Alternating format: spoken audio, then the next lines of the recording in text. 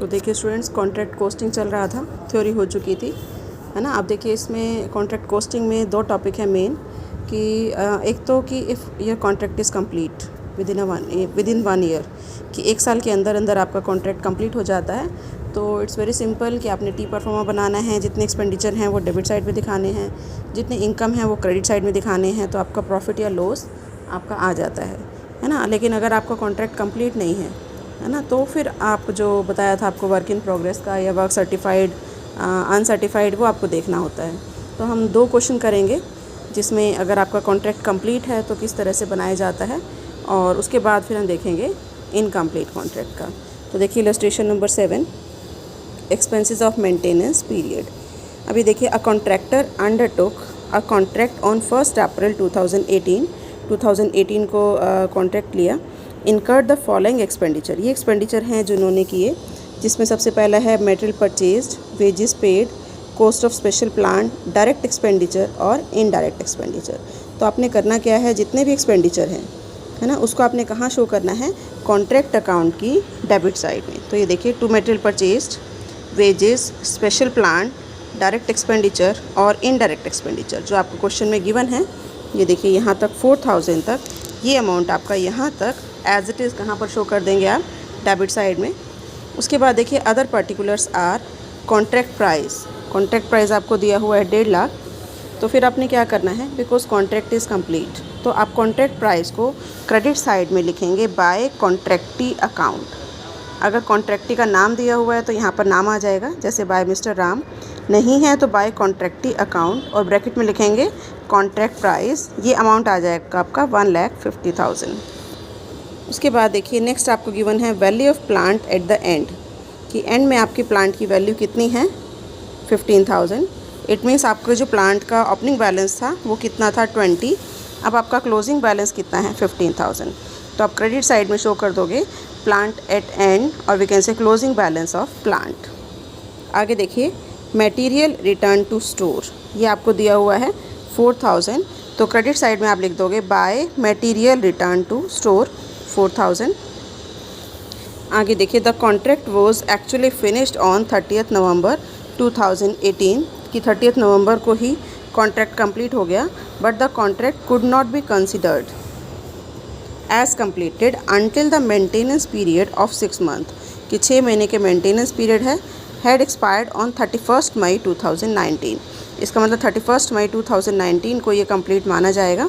And the cost of maintenance is estimated to be 6,000। अब देखिए, ये अकाउंट हम बना रहे हैं 30 नवंबर 2018 को, है ना, लेकिन 6,000 का एक्सपेंडिचर और करना है, तो इसके लिए हम क्या करेंगे, एक प्रोविज़न बना लेंगे 6,000 के अमाउंट का, कि अमाउंट आपने अगले 6 महीने में स्पेंड करना है। तो डेबिट साइड में आपका आ जाएगा टू प्रोविज़न फॉर मेंटेनेंस 6,000।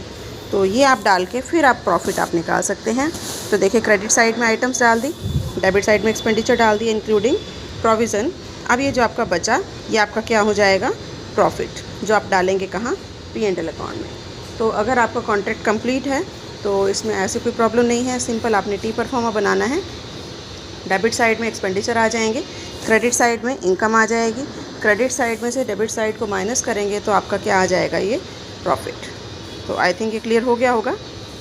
उसके बाद देखिए, नेक्स्ट आता है इलस्ट्रेशन नंबर 8, जिसमें है कॉन्ट्रैक्ट शोइंग लॉस। ऐसा सा ही क्वेश्चन है, सिंपल। इसमें आपकी डेबिट साइड ज़्यादा होगी, क्रेडिट कम होगी, जिसकी वजह से क्या हो जाएगा, लॉस, तो वो भी आपने P&L अकाउंट में ट्रांसफ़र कर देना है। देखिए, Exavir undertook a contract from constructing a building from Yaqub on 1 January 2018. The contract price being 75,000, contract 75,000 का है। incurred the following expenses।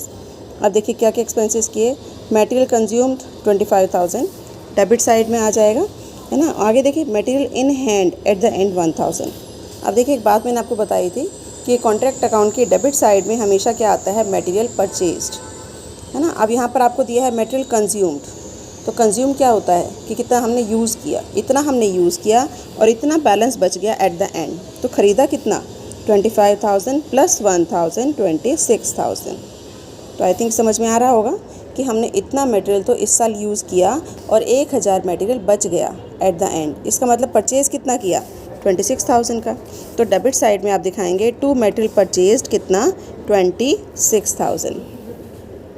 उसके बाद देखिए नेक्स्ट आता है वेजेस 35,000, डेबिट साइड में आ जाएगा। नेक्स्ट है डायरेक्ट एक्सपेंडिचर 20,000, ये भी कहाँ आ जाएगा, डेबिट साइड में डायरेक्ट एक्सपेंडिचर। नेक्स्ट है आपका प्लांट परचेज 10,000, इसको भी आप कहाँ दिखाएंगे, डेबिट साइड में प्लांट परचेज्ड 10,000। आगे देखिए the contract was completed, contract complete हो गया ऑन 30 जून 2018, तो आप 30 जून को ही बना रहे हैं। And contract price was duly received, contract price receive हो गया। Provide depreciation at the rate of 10% on plant, तो प्लांट का आपने 10% क्या लगाना है, डेप्रिसिएशन। अब आपने डेबिट साइड में दिखाया था टू प्लांट परचेज कितना 10,000, 10,000 का 10% डेप्रिसिएशन कितना हो जाएगा 1,000। तो 10,000 में से 1,000 को माइनस आप करेंगे तो ये आपका आ जाएगा प्लांट एट साइट, मतलब closing balance of plant. Cost है आपकी 10,000, 1,000 आपने डेप्रिसिएशन माइनस किया, अमाउंट कितना बचा 9,000, है ना। ये आपका आ जाएगा क्लोजिंग बैलेंस ऑफ प्लांट कितना 9,000। उसके बाद देखिए कॉन्ट्रैक्ट वॉज कम्प्लीटेड ऑन 30 जून, जैसे बताया ये हो चुका है आपका डेप्रिसिएशन। आगे वो कह रहा है कि इनडायरेक्ट एक्सपेंडिचर आपने चार्ज करने हैं 20% ऑन वेजेस। अब यहाँ देखिए वेजेस कितनी है 35,000, 35,000 का 20% ये आपका आ जाएगा कितना 7,000। और इसी तरह से क्रेडिट साइड में आपने कॉन्ट्रैक्ट भी दिखाना है जो कितना है 75,000 का बाय याकूब, जो कॉन्ट्रैक्टी है उसका नाम लिखना है, कॉन्ट्रैक्ट प्राइस 75,000।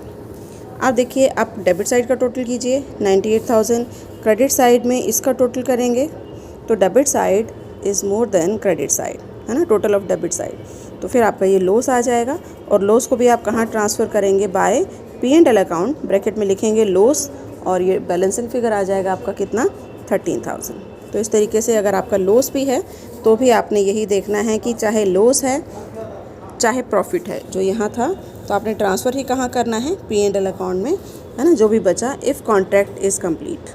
तो अगर आपका कॉन्ट्रैक्ट कंप्लीट है तो देयर इज़ नो क्वेश्चन, है ना, इजी है बनाना। और आपने कॉन्ट्रैक्ट अकाउंट का जो अमाउंट है कॉन्ट्रैक्ट प्राइस वो आपने क्रेडिट साइड में डालना है, एक्सपेंडिचर डेबिट साइड में डालने हैं। कोई इनकम है या कोई एसेट है जो क्लोजिंग बैलेंस दिया हुआ वो आपने क्रेडिट साइड में डालना है। तो आपका डिफरेंस आ जाएगा आइदर प्रॉफिट और लॉस।